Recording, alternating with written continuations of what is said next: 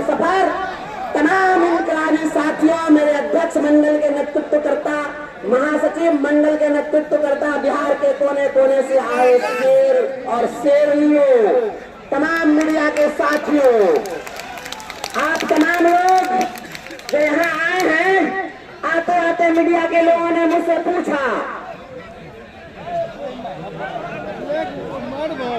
कृपया मुझे डिस्टर्ब नहीं करिए। जब मैं आया तो मीडिया के लोगों ने मुझसे आते आते पूछा, आप सभी पिछले दिनों मशाल लेकर सड़कों पर क्यों उतरे थे? तो मैंने कहा कि जब खेतों में हम लोग गाँव ग्रामीण इलाके के लोग हैं, जब खेतों में सांड भैंसा आ जाता है तो भगाने के लिए मुखियारियों का रोक होता है। बिहार के माननीय मुख्यमंत्री महोदय, आपने जिसको सांड और भैंसा बना करके भेज दिया है, उसको पकड़ के नाथ नहीं किया तो बिहार का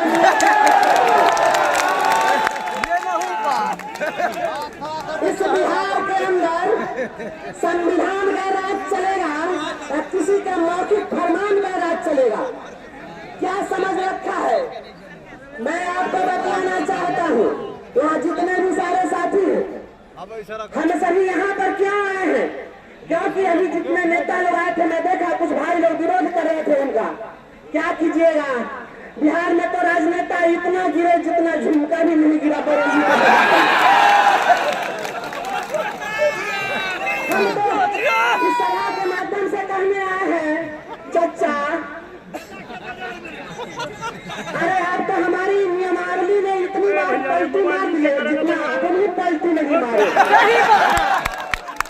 अगर इतनी ही बार पलटी मारते मारते विशिष्ट शिक्षक पर आ गए तो एक बार और पलटी मार दीजिए। अगर पलटी ही मारना है तो एक बार तो पलटी और मारने देना चाहिए, क्या दिक्कत है? और आप जो सोचते हैं मोगेम्बो महोदय, काले चश्मा वाले मोगेम्बो, अगर मोगेम्बो का कोई चला यहाँ फोटो खींचने आया है नेता सब का, खींच लो फोटो बढ़िया से, भेज दो इस मोगेम्बो को। अगर यह मोगेम्बो है तो बिहार का भी शेर यहाँ पर खड़ा है। तेरे ऐसे कितने मोगेम्बो को देखा है आते और जाते हुए। ये कागजी कार्रवाई की जो चिट्ठियां निकालते हो, वेतन काट लोगे, वेतन कटता है कटने दो, वेतन कटता है कटने दो, मस्तक कटता है कटने दो, तन को छलने होने दो। आज जरा हम सबको सोनित की धारा में सोने दो। वेतन काटोगे काट लो, वेतन तुम्हारे काटने से हमारा वेतन कट जाएगा। लोकतांत्रिक अधिकारों का गला घोट रहे हो और कहते हो वेतन काट लेंगे और इसे शिक्षक बढ़ जाएगा। मैं बतलाना चाहता हूँ मेरे मित्रों, हिंदुस्तान की धरती है, हिंदुस्तान की धरती पर जो लोग आए हैं इनका इतिहास है, हम बच्चों को पढ़ाते हैं। छत्रपति, मैं तो कुछ दिन तक इनका अदब किया, मैंने कहा कि चलिए ये आए हैं तो इनका कुछ अदब करना चाहिए। हमारे लोग कहते रहते हैं कि आप इतना आक्रामक क्यों बोलते हैं, आपको इस तरह से नहीं बोलना चाहिए। तो मैं कहता हूं कि मैंने कुछ दिनों तक इनका अदब किया, कहा कि कम से कम और ये सुधर जाएंगे, लेकिन हमें लगा कि मैं शिक्षक हूं, हमारी जो भूमिका है उसको नहीं निभा रहा। शिक्षक का क्या काम है? शिक्षक का काम है बच्चों को शिक्षा देना और संस्कार देना। ये शिक्षा और संस्कार देने वाला विभाग है, और जो हम देते हैं, और शिक्षा और संस्कार देने वाले विभाग का प्रमुख अगर इतना बड़ा कुसंस्कारी हो जाए, जो राज्य के एक वरिष्ठ डॉक्टर को गाली दे तो उसको कान पकड़ के अदब सिखा देना चाहिए, उसको संस्कार सिखा देना चाहिए।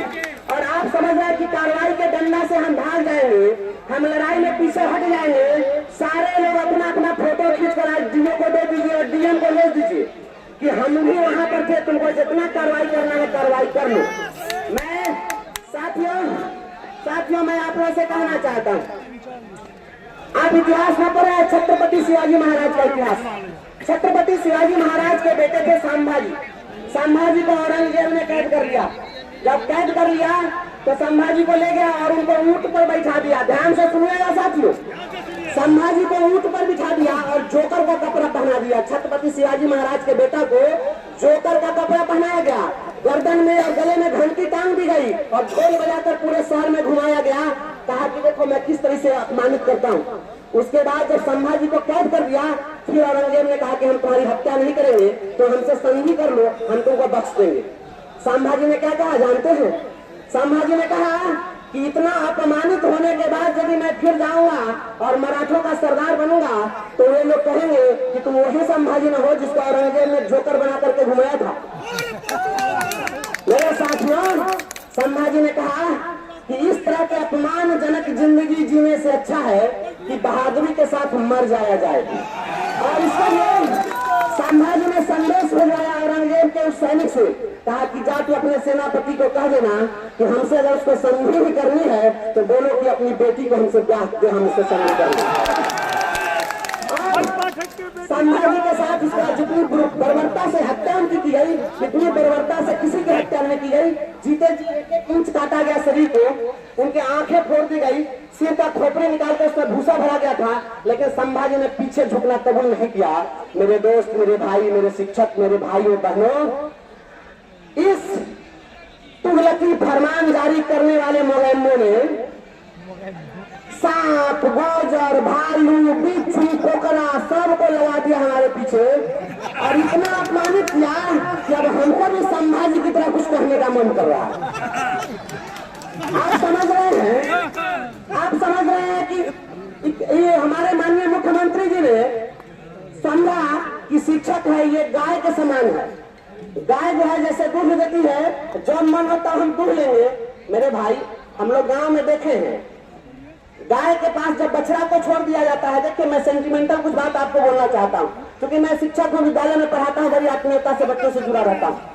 जब आप देखेंगे गाय के बछड़े को छोड़ दीजिए, जैसे ही गाय के शरीर में स्पर्श करता है वो बछड़ा, तो गाय के पूरे शरीर का दूध उसके थन में इकट्ठा हो जाता है और आसानी से दूध दुहा जा सकता है। लेकिन मुख्यमंत्री का जो बछड़ा को नहीं छोड़ना है, उसके सामने मोगैम्बो को खड़ा कर दो, गाय दूध देने लग जाएगी।